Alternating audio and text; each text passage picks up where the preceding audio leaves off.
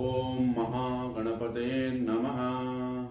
ಸಮಸ್ತ ವೀಕ್ಷಕರಿಗೂ ವಾಸ್ತು ಜ್ಯೋತಿ ಕಾರ್ಯಕ್ರಮಕ್ಕೆ ಸುಸ್ವಾಗತಗಳು. ವಿಶ್ವಾವಸು ಸಂವತ್ಸರ ಬರ್ತಾ ಇದೆ, ಹೊಸ ವರ್ಷ ಯುಗಾದಿ.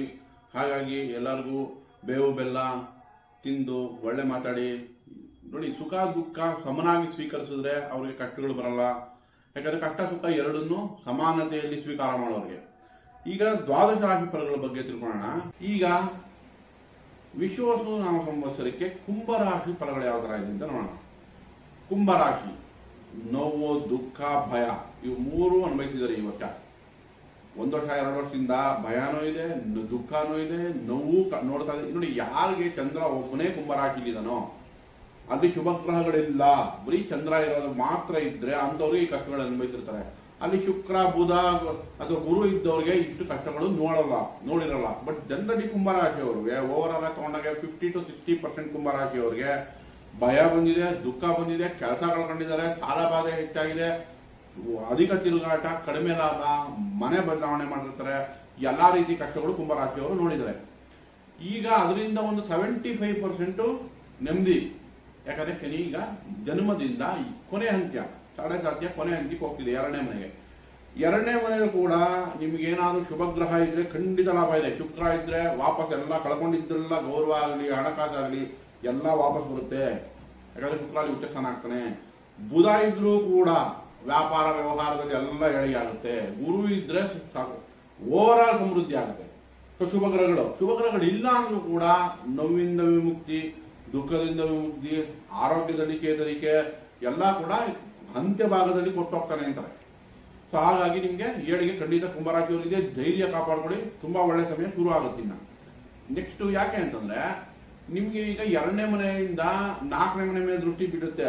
ಸುಖ ಸಂತೋಷ ಸಿಗುತ್ತೆ ಅಂತ ಹೇಳ್ತಾ ಇಲ್ಲ ನಾನು. ಆದ್ರೂ ಕೂಡ ಭೂಮಿಯಿಂದ ಲಾಭ ಕೊಡ್ತಾನೆ, ಭೂಮಿ ಕಾರಕ ಆಗ್ತಾನೆ. ಹಾಗಾಗಿ ಭೂಮಿಯಿಂದ ಕಾರಕ, ಮನೆ ಕಟ್ಸೋಕೇನಾದ್ರೂ ಇದ್ರೆ ಅದಕ್ಕೆ ಅವಕಾಶ ಆಗುತ್ತೆ. ನಂತರ ದೃಷ್ಟಿ ಈಗ ಕುಂಭರಾಶಿಯವರಿಗೆ ಸಪ್ತಮ ದೃಷ್ಟಿ ಎಲ್ಲಿ ಬೀಳ್ತಿದೆ, ಕನ್ಯಾ ರಾಶಿ ಮೇಲೆ ಶನಿ ದೃಷ್ಟಿ ಬೀಳ್ತಿದೆ. ಹಾಗಾಗಿ ನಿಮ್ಗೆ ಆಕಸ್ಮಿಕ ಲಾಭಗಳು ಹೆಚ್ಚಾಗುತ್ತೆ ಶನಿಯಿಂದ. ಲಾಭ ಕೊಟ್ಟರು ಮತ್ತೆ ಇಲ್ಲಿ ನೋಡಿ 8ನೇ ಮನೆ ಅಂದ್ರೆ ದುಃಖ ಕೂಡ ಅವಾಗವಾಗ ವಿಮುಕ್ತಿಯಿಂದ ಕೊಡಲ್ಲ. ಅವಾಗವಾಗ ಸ್ವಲ್ಪ ದುಃಖ ಇರುತ್ತೆ, ನೋವು ಇರುತ್ತೆ. ಒಂದು ಅಡ್ವಾಂಟೇಜ್ ಏನಾಗ್ತಾ ಇದೆ ಅಂದ್ರೆ ನಿಮ್ಗೆ 11ನೇ ಮನೆ ಮೇಲೆ ದೃಷ್ಟಿ ಬೀಳ್ತಾ ಇದೆ. ಹಾಗಾಗಿ ಅದರಿಂದ ಬೇಗ ರಿಕವರಿ ಆಗಿ ಒಳ್ಳೇದಾಗುವಂಥದ್ದು ಶನಿ ಮಾಡ್ಕೊಡ್ತಾನೆ. ನೆಕ್ಸ್ಟ್ ಇವಾಗ ನಮ್ಗೆ ಗುರು ಪಂಚಮಕ್ಕೆ ಶುರು ಆಗುತ್ತೆ. ಗುರು ಯಾವಾಗ ಮೇ ಮಧ್ಯಂತರ ನಂತರ ನಿಮ್ಗೆ ಗುರು ಪಂಚಮಕ್ಕೆ ಬರುತ್ತೋ ಈ ಎಲ್ಲಾ ನೋವುಗಳಿಂದನೂ ವಿಮುಕ್ತಿ ಕೊಡ್ತಾನೆ. ಗುರು ನಿಮ್ಮನ್ನ ಕಾಪಾಡ್ತಾನೆ. ಎಲ್ಲಾ ತೊಂದರೆಗಳಿಂದನೂ ಖಂಡಿತ ಆಚೆ ಬರ್ತೀರಾ. ಧೈರ್ಯವಾಗಿರಿ. ಎಲ್ಲಾದ್ರೂ ಅಚೀವ್ಮೆಂಟ್, ನಿಮ್ಮ ಕಳ್ಕೊಂಡಿರುವಂತ ಹಣಕಾಸಾಗ್ಲಿ ಅಥವಾ ಗೌರವ ಆಗಲಿ, ಕೀರ್ತಿಗಳೆಲ್ಲ ವಾಪಸ್ ಬರೋ ಸಮಯ ಬಂತು. ಅವಾಗ ನೀವು ಎಷ್ಟು ಕಷ್ಟ ಬಿದ್ದಿದ್ರಿ, ಆ ಕಷ್ಟಕ್ಕೆ ಪ್ರತಿಫಲ ಈಗ ಸಿಕ್ಕುತ್ತೆ. ಈಗ ಗೌರವ ನಿಮ್ಗೆ, ಯಾರ್ಯಾರು ನಿಮ್ಮನ್ನ ಬಿಟ್ಟೋಗಿದ್ರು 2 ವರ್ಷದಿಂದ, ನಿಮ್ಗೆ ಗೌರವ ಕೊಡದೇ ಇರೋರೆಲ್ಲ ವಾಪಸ್ ಬಂದು ಕೊಡಕ್ ಶುರು ಮಾಡ್ತಾರೆ. ಇದೇ ಸಮಯದ ಆಟ. ಸೊ ಈಗ ಪಂಚಮ ಗುರು ನಿಮ್ಗೆ ವಾಪಸ್ ಗೌರವ, ಕೀರ್ತಿ, ಹಣಕಾಸು, ಮತ್ತೆ ತುಂಬಾ ದಿವಸದಿಂದ ಮದುವೆ ಆಗ್ತಾ ಇಲ್ಲ, ಕಾಯ್ತಾ ಇದ್ದೀರಾ, ಯಾವುದೇ ಶುಭ ಕಾರ್ಯಗಳೆಲ್ಲ ವಿಳಂಬ ಆಗ್ಬಿಡ್ತಿದೆ, ಎಲ್ಲದಕ್ಕೂ ಈಗ ಸಮಯ ಬರುತ್ತೆ. ಸೊ ಹಾಗಾಗಿ ಕುಂಭರಾಶಿಯವರು ತುಂಬಾ ಚೆನ್ನಾಗಿದೆ ಅಂತಾನೆ ಹೇಳ್ಬೋದು. ಕುಂಭರಾಶಿಯವರಿಗೆ ಗುರು ದೃಷ್ಟಿ ಭಾಗ್ಯದ ಮೇಲೆ ಬೀಳೋದ್ರಿಂದ ನಿಮಗೆ ಅದೃಷ್ಟಗಳು ಚೆನ್ನಾಗಿ ಕೊಲಾಯಿಸುತ್ತೆ. ನಿಮ್ಮ ಪತಿ ಪತ್ನಿಯಿಂದ ಲಾಭ ಬರುತ್ತೆ, ಮಕ್ಕಳಿಂದ ನಿಮ್ಗೆ ಕೀರ್ತಿ ಹೆಚ್ಚಾಗುತ್ತೆ, ನಿಮ್ಮ ಹೈಯರ್ ಎಜುಕೇಶನ್ಗೆ ಈಸಿ ಆಗುತ್ತೆ. ಓವರ್ ಆಲ್ ಅದೃಷ್ಟಗಳು ಹೆಚ್ಚೆ ಆಗುತ್ತೆ. ನಂತರ ದೃಷ್ಟಿ 11ನೇ ಮನೆ ಮೇಲೆ ಬೀಳ್ತಾ ಇದೆ. 11ನೇ ಮನೆ ಮೇಲೆ ಬಿದ್ದರೆ ಏನಾಯ್ತು, ಇಲ್ಲಿ ನಿಮ್ಗೆ ಹಣಕಾಸಲ್ಲಿ ಇಂಪ್ರೂವ್ಮೆಂಟ್ ಆಯ್ತು, ಆರೋಗ್ಯದಲ್ಲಿ ಚೇತರಿಕೆ ಆಯ್ತು. ಯಾಕೆ ಆರೋಗ್ಯದಲ್ಲಿ ಚೇತರಿಕೆ ಆಗುತ್ತೆ ಅಂದ್ರೆ 5ನೇ ಮನೆಯಿಂದ 9ನೇ ಮನೆ ದೃಷ್ಟಿ ನಿಮ್ಮ ರಾಶಿ ಮೇಲೆ ಗುರುದು ಬಿತ್ತು. ಸೊ ಗುರು ಆಶೀರ್ವಾದ ನಿಮಗೆ ಬೀಳ್ತಾ ಇರೋದ್ರಿಂದ ಆರೋಗ್ಯದಲ್ಲಿ ಚೇತರಿಕೆ, ಹಣಕಾಸಲ್ಲಿ ಚೇತರಿಕೆ, ಓವರ್ ಆಲ್ ಪ್ರಾಸ್ಪರಿಟಿ, ಸಮೃದ್ಧಿ, ಸುಖ ಸಂತೋಷ ಸಿಗುವಂತ ಚಾನ್ಸು ಜಾಸ್ತಿ ಆಗ್ತದೆ ಇಲ್ಲಿ. ಆದ್ರೆ ಅದೇ ಸಮಯಕ್ಕೆ ರಾಹು ಕೂಡ ನಿಮ್ಮ ರಾಶಿಗೆ ಬರ್ತಾ ಇದ್ದಾನೆ. ಸೊ ನೀವೀಗ ರಾಂಗ್ ಇನ್ವೆಸ್ಟ್ಮೆಂಟ್ ಮಾಡಬಾರ್ದು. ಏನ್ ಮಾಡಬಾರ್ದು, ಹೊಸಬ್ರು ಬಂದು ಮೀಟ್ ಮಾಡಿ, ಹೊಸಬ್ರು ಸವಾಸ ಮಾಡಿ ಅವರ ಹೇಳಿದ ಮಾತು ಕೇಳೋದನ್ನ ಅವಾಯ್ಡ್ ಮಾಡಬೇಕು. ಯಾಕಂದ್ರೆ ಈಗ ರಾಹು ಬಂದು ನಿಮ್ಗೆ ಅತಿ ಆಸೆ, ದುರಾಸೆ ಕೊಡ್ತಾನೆ, ಸ್ಕಿನ್ ಅಲರ್ಜಿ ಕೊಡ್ತಾನೆ, ಮನಸ್ಸನ್ನ ಚಂಚಲ ಮಾಡ್ತಾನೆ. ಒಂದು 10 ರೂಪಾಯಿ ಲಾಭ ಬರ್ತಾ ಇದ್ರೆ ಅದು 100 ರೂಪಾಯಿ ಮಾಡೋದು ಹಿಂಗೆ. ಯಾಕಂದ್ರೆ ಈಗ ನಮ್ಗೆ ಇಲ್ಲಿ ಆಸೆ, ಅತಿ ಆಸೆ ಕೊಡೋದು, ಎಕ್ಸ್ಪ್ಯಾನ್ಷನಿಸ್ಟ್ ರಾಹು, ದೊಡ್ಡದು ಮಾಡೋದು. ಹಾಗಾಗಿ ಅತಿಯಾಗಿ ದುರಾಸೆ ಪಡ್ಕೋಬೇಡಿ. ಆಲ್ರೆಡಿ ನೀವು ದುಃಖ ಎಲ್ಲ ಅನುಭವಿಸಿ ಬಂದಿದ್ದೀರಾ, ನಿಮ್ಗೆ ಗೊತ್ತಿರುತ್ತೆ. ಹಾಗಾಗಿ ಸ್ವಲ್ಪ ನಿಧಾನಕ್ಕೆ ಮುಂದುವರಿರಿ, ಸ್ಟೆಪ್ ಬೈ ಸ್ಟೆಪ್ ಮುಂದುವರಿರಿ. ಖಂಡಿತ ನಿಮ್ಗೆ ಲಾಭಗಳು ಕೊಡ್ತಾನೆ.